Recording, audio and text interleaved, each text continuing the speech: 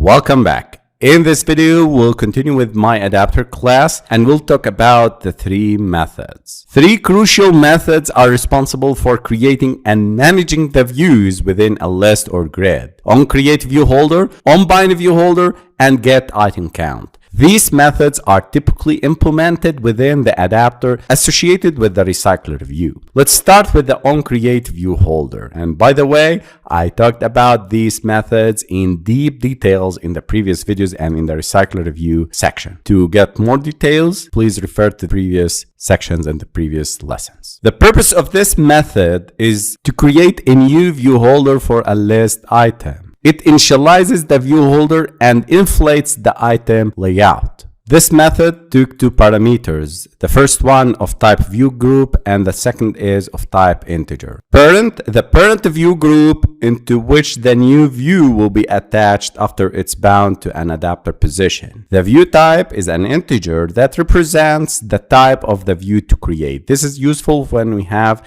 multiple views types and we need to display multiple view types within the RecyclerView. I'll start with item card binding. This is what we've done before. Item card, and since we added the layout, so I can use it in the data binding objects. Binding equals to, I want from you to focus with me now. Data binding util dot inflate.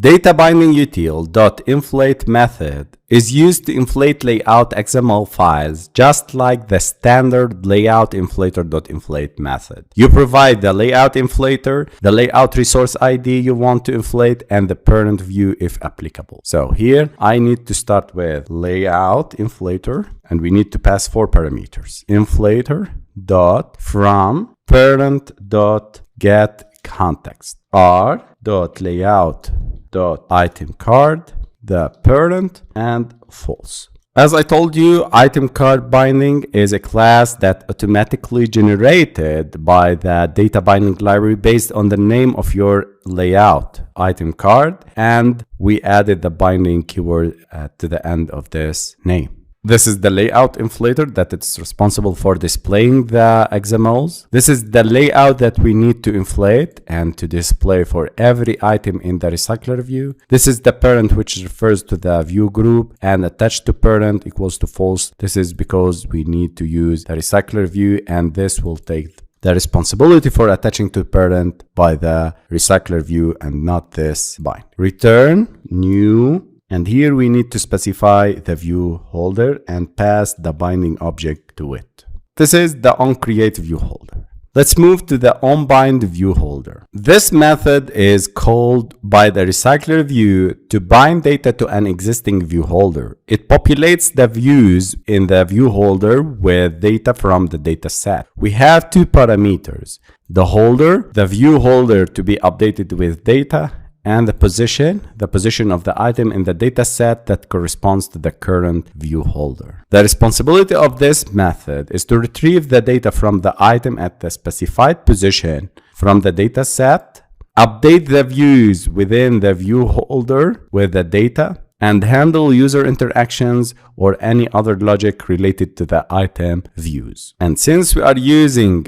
data binding with RecyclerView, it will be an easy step here to create a user, current user, I'll specify it, equals to users array list dot get, and here we need to pass the position parameter. Then I need to use holder dot item card binding dot set user equals to the current user. You can see I am linking data binding with the current user. Get item count. This method returns the total number of items in the data set that the RecyclerView should display. It calculates and return the size of the data set. So here return user array list dot size. Okay, it's very simple. We finished the adapter.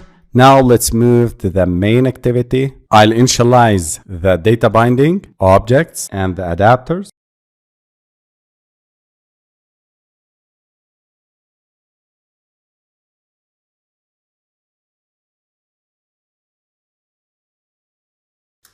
And here I didn't add the data binding for our main activity, so Let's go to here and add the layout tag with the namespaces, and I remove them from here, and I'll add the closing tag for the layout. Okay, now I can access activity main binding, and let's initialize these variables and objects here. Data binding deal.setContentView, this r.layout.activity main. And here I'll initialize the recycler view with data binding. So recycler view equals to binding dot recycler view users adapter equals to new my adapter, and here I need to pass this and the users array list. Recycler view dot set adapter and recycler view dot set layout manager new linear layout manager. This last step is to notify an adapter associated with a recycler view that the underlying data has changed. It's very simple by using user adapter dot notify data set to change.